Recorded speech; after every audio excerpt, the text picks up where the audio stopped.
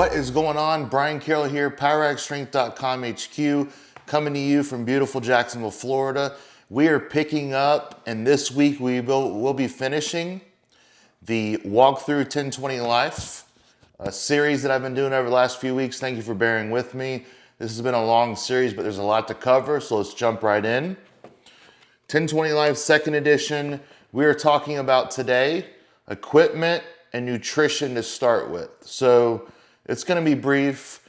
I'm going to talk about knee wraps, wrist straps, belts, chalk, those types of things that you should have in your gym bag. Again, this is going to be a review for a lot of people, but nonetheless, let's get started.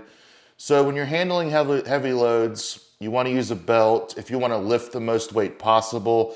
Now, belts will not prevent you from becoming injured or back injured specifically.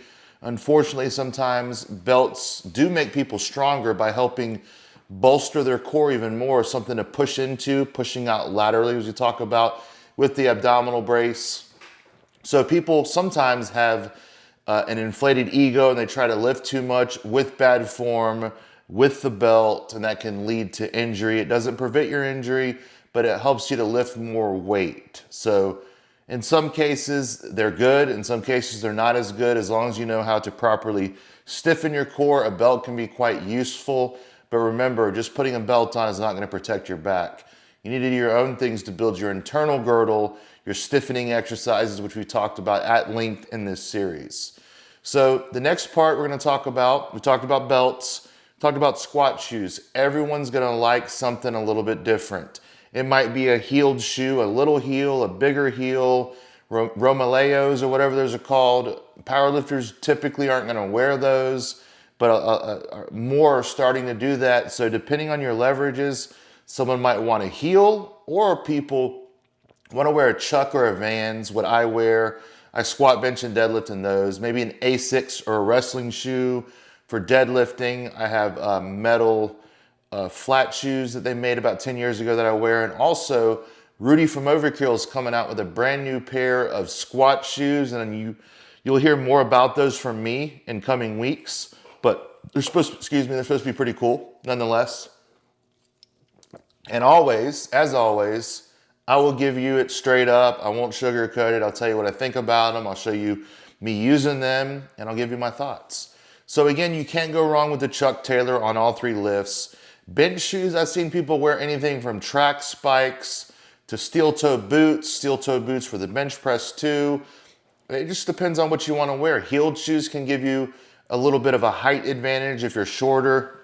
Then we move on to deadlifting, maybe some Vibrams people like to wear, deadlift slippers. Again, it's going to be personal preference. I don't recommend deadlifting in a heeled shoe, although some people do.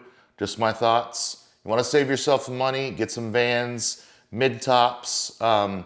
Knee and wrist straps is going to be personally dependent on what you like. I'm a big proponent of Overkill wrist and knee wraps. You're not going to find a better, more durable wrap if your federation allows it, once again. But wraps are about personal preference. You might not like the amount of turns that you can get with an Overkill wrap, or you might not like the cast-like effect of an Overkill wrap. So something like an Inzer gripper might be better for you. But again, it's not supposed to be comfortable. You're going to hurt a little bit if you're trying to lift maximum weight. Just like a belt. I wear my belt really tight. So does it feel good? No, it doesn't. Does a knee wrap make me want to jump off a bridge instead of squatting? Yes. Everything in my body is telling me to take the knee wrap off because I'm not going to be able to feel my feet. My feet are going to go numb. My legs are going to go numb. So on and so forth. That's the way you want it. But you got to make sure that you can still feel your feet enough to squat. So find that balance there and practice it in training. So I go on to talk about what I suggest as crisscross pattern in the knee wrap, as you see here. The same thing with the wrist, starting at the top and Xing across it, and then leaving most of the wrist strap at the back of the hand. Again, it should feel like a cast and it should hurt. So it's not a bad idea to have bands also accessible if you want to do reverse bands, if you want to do bands against the bar for speed work, let's say on the bench press on your fluff and buff day. That's a good way to use light bar weight, less than 50%, plus a band or so. Again, it's just going to depend on what your weak points are, what you need to work on. Obviously, chalk is something you need. Liquid chalk in some places you'll be able to use. It does work good for some people. Although if your gym doesn't allow chalk, you probably need to find another gym. Stick them. Some floors are very slick. Carpet sometimes can be slick. I've always stick them in my shoes when I bench press. I've never really needed to do it for squat or deadlift. But again, some people use stick them also for their knee wraps to make sure it adheres better. I personally chalk my overkill knee wraps, and that way they really grab each time you pull it. As you can see in this video where we're really pulling this wrap tight. Next we're gonna go to, now that we've covered what's in our gym bag, we're gonna talk briefly about nutrition, kind of give it a closer look. Now, nutrition for a strength athlete is gonna be different than a bodybuilder. You need enough fuel. How much is enough? Everyone's gonna be different. Obviously, you don't wanna be super, super heavy and not be strong. So each person is gonna have their specific weight class that they're gonna feel most comfortable in. Now, when I was a teenager, I competed at 181, 198. And then when I got into my early 20s, I competed at 220, 242, 275. Then finally, at my last meet, I competed at 308 when I weighed in at 303. So I've brought my weight up from 180 pounds all the way up to 300 pounds plus by manipulating my supplements, my macros, my micros, my meal timing, all that stuff. I don't say that to brag. I just say that because I have experience in manipulating body weight.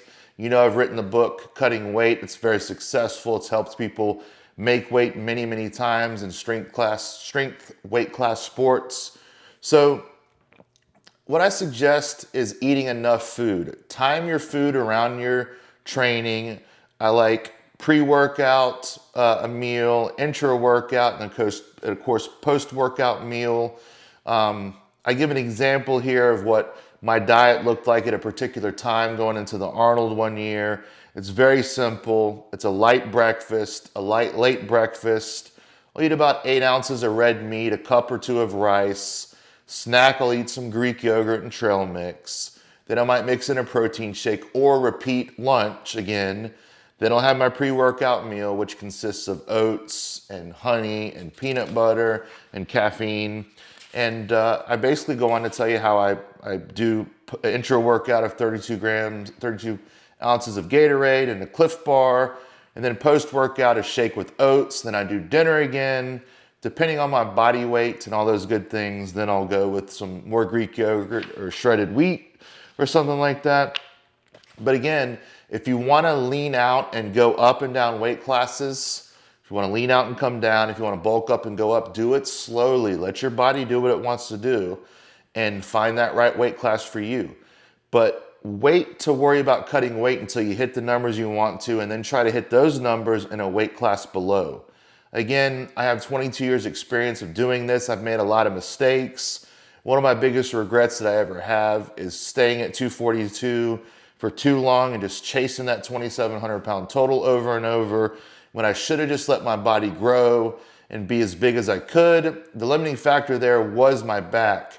My back did not like being over 270 pounds, so it just pushed me back down to 242. And after a while, I didn't go over 270 because I didn't feel good. And so finally I took a break for a little while a couple years ago and just let my body weight do what it wanted. My back felt good, and then I got really, really strong. So here's an idea of what I suggest for nutrition. You don't need to eat chicken and rice all the time. Follow the vertical diet. That would be my biggest change from when I wrote this book. Get the vertical diet, read that, use that for your nutrition.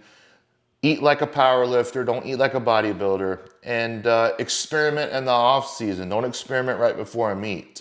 This is a time where you play with your macros, experiment, you know, put on some weight, lose some weight, play with your meal timing, all that good stuff. But if you're gonna add or take away, just do 10% at a time. If you wanna go up, add 10%. If you wanna go down, take away 10%. So those are just a few things on nutrition that I talk about in this chapter. It's just very basic, but a lot of people don't get basic nutrition in, so I had to touch on it.